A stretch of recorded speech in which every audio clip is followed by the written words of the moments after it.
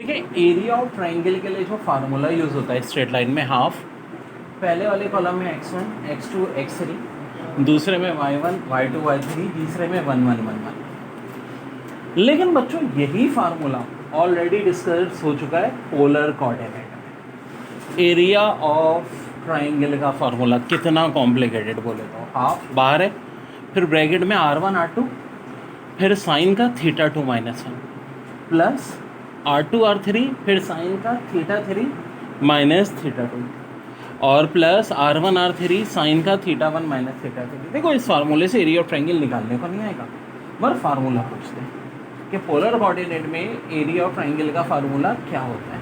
निकालेंगे हम ऊपर वाले से जो बड़ा सिंपल है।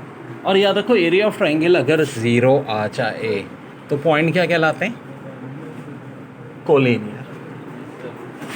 और डेयर क्वाड्रिलेटरल का अगर फार्मूला चाहिए तो वही हो जाएगा x1 - x3 अपॉन में फिर ये 4 मैट्रिक्स है, मतलब समझो 4 एलिमेंट का मैट्रिक्स है। पहले में मेंबर है x1 - x3, नीचे x2 - x4, y1 - y3, y2 - y4 और ऑफ कोर्स हाफ से मल्टीप्लाई करेंगे आंसर। कुछ स्ट्रेट लाइन की बड़ी अहम इक्वेशन है। सबसे अहम तो ये है x upon a plus y upon b equal to 1। यहाँ ए से मुराद x इंटरसेप्ट है और बी से मुराद y इंटरसेप्ट है। एक है y equal to m h plus b, m से मुराद स्लोप, p से मुराद y इंटरसेप्ट। एक है y - 1 equal to y2 - y1 upon x2 - x1 x - x। ये इक्वेशन हम कब यूज़ करते हैं? जब हमें 2 पॉइंट दिए हुए होते हैं। और इससे ऊपर वाली equation y - y1 equal to m x - x1 ये तब होती है जब स्लोप और पॉइंट दिए हुए। और सबसे ऊपर x cos alpha plus y sin alpha equal to p। देखो ये तब होती है, इसको कहते हैं perpendicular form of straight line. आपको अल्फा की वैल्यू दी हुई होगी और p की वैल्यू दी हुई होगी, हम पुट कर देंगे इक्वेशन आ जाएंगी। तो बहुत इंपॉर्टेंट है नोट। बच्चों देखो कोलिनियर क्या कहलाते हैं? वो पॉइंट जो एक ही स्ट्रेट लाइन पे उनको हम कहते हैं कोलिनियर। एरिया हमेशा इनका 0 होगा।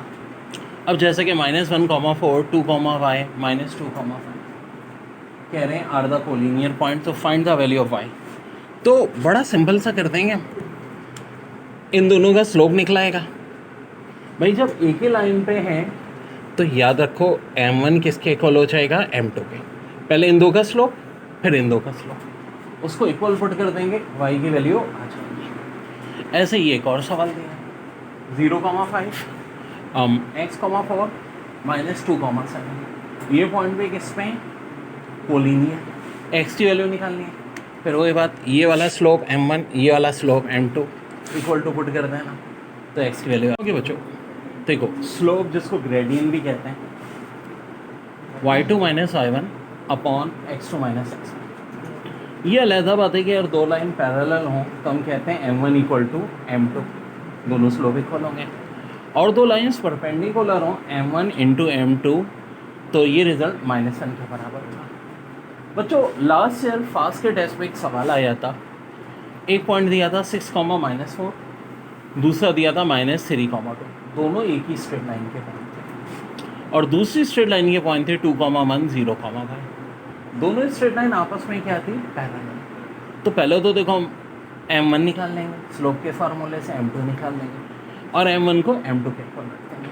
सॉल्व आप लोगों ने खुद करना है। y का आंसर आना चाहिए 7 अपॉन। बच्चों अगर आपको 2 पॉइंट दिए जाए x1 y1 और x2 y2 और कहा जाए इनका बिल्कुल दरमियान का पॉइंट जिसे हम xy कहते हैं, तो निकालना बहुत आसान है। x बराबर हो जाता है x1 प्लस x2 अपॉन 2 के, y बराबर हो जाता है y1 प्लस y2 अपॉन 2 के। लेकिन बासुकत कहानी में ट्विस्ट होता है कि एक पॉइंट x1 y1 होता है, एक x2 y2 होता है, और कहा जाता है कि एक लाइन है जो इसको रेशो में तकसीम कर रही है m1:m2।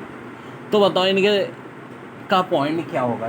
वो पॉइंट जहाँ पर ये लाइन तकसीम कर रही है, तो ये जाहिर होता है x1 से। इसके लिए फार्मूला हमारे पास होता है m1x2 plus m2x1 divide by m1 plus m2 और y equal to m1y2 plus m2y1 divide by m1 plus m2।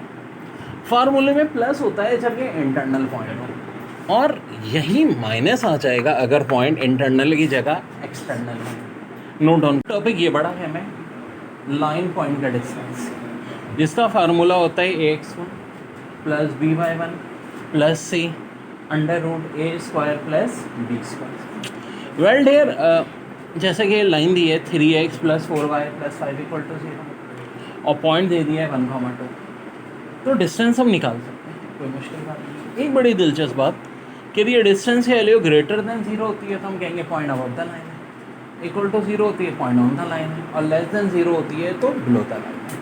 Very very important वाला आया था, find equation of line passing through origin and 7,0। अब देखो origin का मतलब है of course 0,0 और अगला पॉइंट दे रहे हैं 7,0। इसका मतलब है बात कौन से एक्सिस की हो रही है, एक्स एक्सिस की। भाई एक तो है 0,0 और एक हो गया 7,0।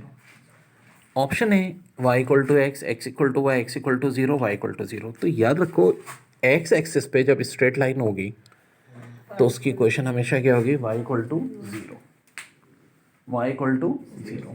हाँ, अगर ये कुछ ऐसा होता कि 0,0 और लाइक 0,4 तो इसका मतलब बात क्या होती, कुछ ऐसे होता, ठीक है, वाई एक्सिस पे स्ट्रेट लाइन होती, वाई एक्सिस पे स्ट्रेट लाइन होती तो आंसर फिर क्या होता है, एक्स इक्वल टू 0।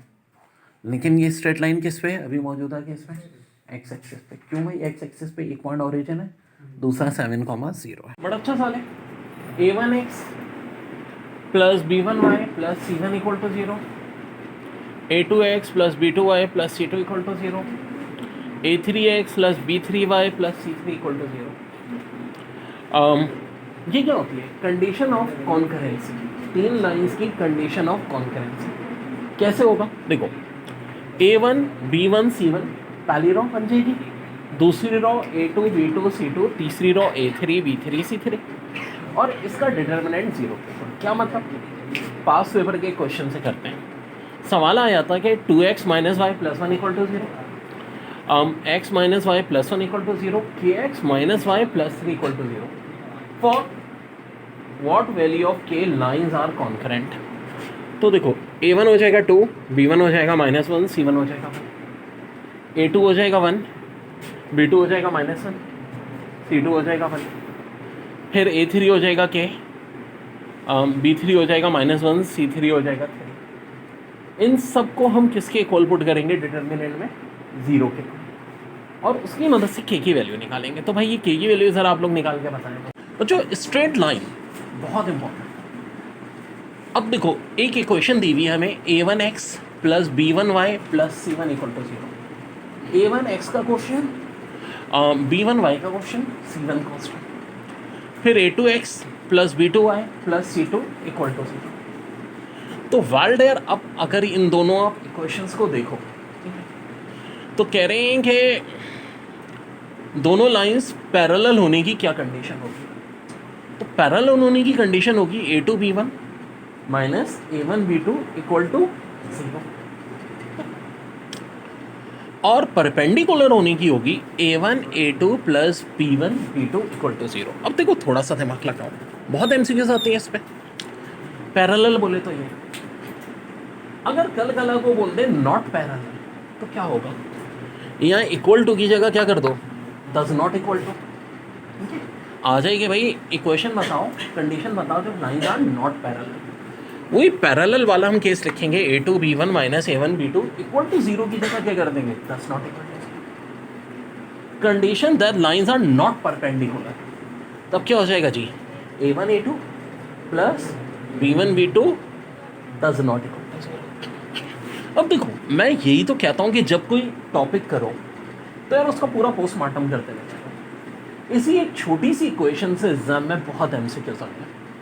एनईडी के टेस्ट में भी सवाल एक आया है, दाऊद के टेस्ट में भी आए हैं।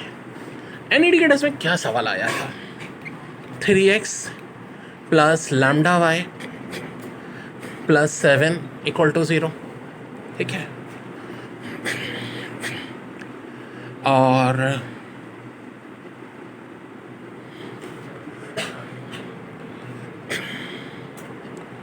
Four x plus 8y plus 5 equal to 0 for what value of lambda lines are parallel. यार बड़ा अच्छा सवाल है। इसका मतलब है a1 हो जाएगा मेरा 3, b1 हो जाएगा मेरा क्या हो जाएगा, लैम्डा।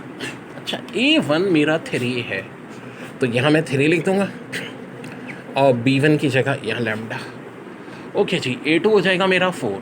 A2 फार्मूले में कहाँ है? यहाँ है यार, इधर है। और B2 कितना हो जाएगा? 8। ओके जी, इक्वल टू 0। अब क्या लैम्डा की वैल्यू निकालनी मुश्किल है, बहुत आसानी से आ जाएगी आंसर। ओके बच्चों, combined equation of straight line की इक्वेशन क्या होती है? ax² plus 2hxy plus by² equal to 0। इसमें कभी थीटा निकालना हो तो tan थीटा बराबर होता है 2h² minus a plus b। आपसे पूछ लेते हैं कि इसमें m1 प्लस m2 क्या होता है, तो होता है -2h/b। m1 इंटू m2 क्या होता है? a/b। अब जैसे कि एक इक्वेशन दी है 3x² plus 7xy plus 2y², तो मेरे भाई ये जो x² का क्वेश्चन है ये हो जाएगा a, y² का क्वेश्चन हो जाएगा b, और ये जो है हो जाएगा 2h। आपको थीटा निकालना है तो बआसानी निकाल सकते हैं, m1 प्लस m2 निकालना है तो बआसानी निकाल सकते हैं, m1 m2 निकालना है तो बआसानी निकाल सकते हैं। एक और बड़ी अहम बात कि बाज़-औक़ात इसकी परपेंडिकुलर इक्वेशन पूछते हैं, तो परपेंडिकुलर इक्वेशन में याद रखो यहाँ y² की जगह a आ जाएगा, x² की जगह b, और इसका साइन चेंज हो जाएगा ऐसे करके। देखो bx² minus 2xy plus ay² equal to 0। तो इंटर में हम लंबे मेथड से करते थे, हम ट्रिक से करते हैं। जैसा कि दिया 3x² plus 7xy plus 2y² equal to 0, और कह रहे हैं लाइंस परपेंडिकुलर, तो हम क्या करेंगे? इन दोनों का क्वेश्चन चेंज कर देंगे, इसका साइन चेंज कर देंगे। आंसर हो जाएगा 2x² minus 7xy plus 3y² equal to 0, और परपेंडिकुलर इक्वेशन चाहिए। अब कुछ और बड़ी हम बातें हैं। h² ग्रेटर देन AB हो तो लाइंस रियल और डिस्टिंक्ट कहलाती हैं, h² इक्वल टू AB हो तो लाइन इक्वल और कोइंसिडेंट कहलाती हैं, h² लेस देन AB हो तो लाइंस इमेजिनरी कहलाती हैं। बच्चों बड़ा अच्छा सवाल है। If line p² plus 1x minus 1y plus 9 equal to 0 and p² plus 1 का square x plus p² plus 1y, आगे प्लस 29 भी है, और perpendicular on same line find p की वैल्यू पूछ रहे। तो डेयर बात हो रही है परपेंडिकुलर। एक बड़ी अच्छी ट्रिक है जिसके तहत परपेंडिकुलर में a1/a2 बराबर होता है b1/b2। अब a1 क्या होगा? पहले वाले x का क्वेश्चन यानी p into b² plus 1। b1 क्या होगा? पहले वाले y का क्वेश्चन यानी कि -1। और a2 क्या हो जाएगा? बाद वाले x का क्वेश्चन यानी b² प्लस 1 का स्क्वायर। और b2 क्या हो जाएगा? बाद वाले y का क्वेश्चन y² प्लस 1। तो डेयर ये कहानी हो जाएगी a1/a2 इक्वल टू b1/b2। हम पुट कर देंगे और हाँ इन दी एंड p की वैल्यू आ जाएगी। मेरे हिसाब से -1 आनी चाहिए, बहरहाल चेक कर लीजिएगा। बच्चों बड़ा अच्छा सवाल है। Value of k so that 0.7, 3, -1, 0 and k, -2 are vertices of right angle triangle at -1, 0 will be। यार देखो बात से इतनी नहीं है कि 3 पॉइंट जो ट्राइंगल के 7, 3 है, -1, 0 है, k, -2 है। असल अहमियत होती है इस पॉइंट की कि ये जो पॉइंट है यहाँ पर ये राइट एंगल बन रहा है। राइट एंगल बोले तो 90 डिग्री, यानी कि बोले तो ये लाइन और ये लाइन एक दूसरे के परपेंडिकुलर। तो हम इसका स्लोप निकाल लेंगे जो कि m1 हो जाएगा, इसका भी स्लोप निकाल लेंगे जो कि m2 हो जाएगा। और वैसे बातें करेंगे क्या? m1 into m2 equal to -1, और उसकी मदद से k की वैल्यू आएगी। मेरे हिसाब से -1/4 आनी चाहिए, बाहर कर लीजिए आप लोग फ़ौरन। y equal to mx plus b क्या है ये जो मैंने ये लिखी हुई ये इक्वेशन है बच्चों। पहली इक्वेशन है जब आपको स्लोप और y इंटरसेप्ट को हम b से जाहिर करते हैं, तो इक्वेशन होती है y equal to mx plus b। दूसरी equation y minus y1 equal to mx minus x1 जब आपको स्लोप और एक पॉइंट दिया है।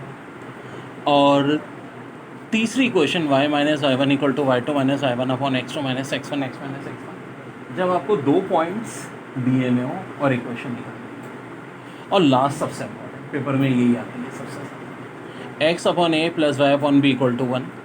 जब आपको पॉइंट दिए हों लाइक एक्स इंटरसेप्ट और वाई इंटरसेप्ट, एक्स इंटरसेप्ट जैसे क्या 3 है, वाई इंटरसेप्ट 4 है। इसको एक ट्रिक में आप इस तरह लिख लें, आसान हो जाएगा, b x plus a y equal to a b. जैसे कि मौजूदा केस में ए 3 है, बी 4 है, तो रिजल्ट आपका हो जाएगा 3x plus 4y equal to 12। Very very important बच्चों, ये बहुत देखो इन सेंटर का कॉन्सेप्ट क्या है। एक वर्टेसिस आपका x1 y1, एक x2 y2, एक x3 y3, लेकिन ये पूरा ट्राइंगल अंदर होता है एक सर्कल के, और इस सर्कल का जो मिड पॉइंट है ये बेसिकली इन सेंटर होता है। अब देखो 3 वर्टेसेस यहाँ भी है, x1 y1, x2 y2, x3 y3। जो x1 y1 के सामने वाली वर्टेसेस है उसको हम a कहते हैं। क्या इसको हम निकाल सकते हैं? बिल्कुल जी, डिस्टेंस फार्मूला यूज़ करेंगे, इन दोनों पॉइंट की मदद से निकाल लेंगे। इसी तरह जो x2 y2 के सामने वाली वो b कहलाती है, वो इन दोनों के सामने होती है, और जो x3 y3 के सामने वो c कहलाती है, वो इन दो पॉइंट से निकलाती है। तो ये कोई इतना मुश्किल काम नहीं है। अब आ जाओगे इसका फार्मूला क्या होता है।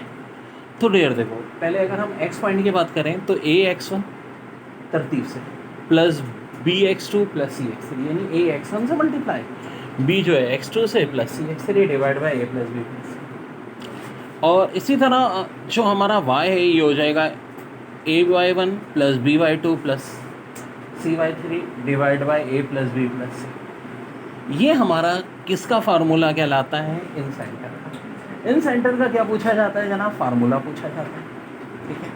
और 3-4 डायग्राम देके पूछ लिया जाएगा कि इनमें से इन सेंटर के डायग्राम कौन से हैं, जिनमें से एक डायग्राम ऐसी होगी जिसमें इन सेंटर की पहचान क्या है, सर्कल बाहर ट्राइंगल अंदर। एक में वो ट्राइंगल बाहर दे देंगे, सर्कल अंदर दे देंगे, तो ये है इन सेंटर। तो ये बड़ा अच्छा ट्राइंगल दिया हुआ है और पूछ रहे हैं कि सेंट्रॉइड क्या होगा। देखो बहुत कन्फ्यूजन होती है लोगों को सेंट्रॉइड में और इन सेंटर में, और पहले तो इसको क्लियर करें। सेंट्रॉइड की कहानी से पहले एक चीज़ समझो, होती है वर्टेसेस। वर्टेसेस कहलाती हैं ट्राइंगल के कॉर्नर को, और अगर इन वर्टेसेस से अपोजिट साइड को कनेक्ट किया जाए या अपोजिट साइड के मिड को कनेक्ट किया जाए, ये कहलाता है मिड पॉइंट। और वर्टेसेस से अपोजिट मिड पॉइंट तक चीज़ कहलाती है मीडियन। अब देखो ये एक मीडियन बनाई हमने, दूसरी मीडियन ये बन जाएगी यहाँ के मिड पॉइंट से, तीसरी मीडियन ये बन जाएगी। जिस पॉइंट पे तीनों मीडियन कट हो रही हैं वो कहलाता है सेंटर, जिसको हम जाहिर करते हैं x equal to x1 plus x2 plus x3 upon 3, y equal to y1 plus y2 plus y3 upon 3। Definition भी पूछते हैं, फार्मूला भी पूछते हैं, 3 पॉइंट्स देके आपसे सेंट्रॉइड भी पूछने को आता है। बहुत सा ये भी होता है कि सेंट्रॉइड देके 2 पॉइंट पूछ के 3rd पॉइंट पूछने को आता है। यहाँ तक नोट करें, फिर एक बहुत काम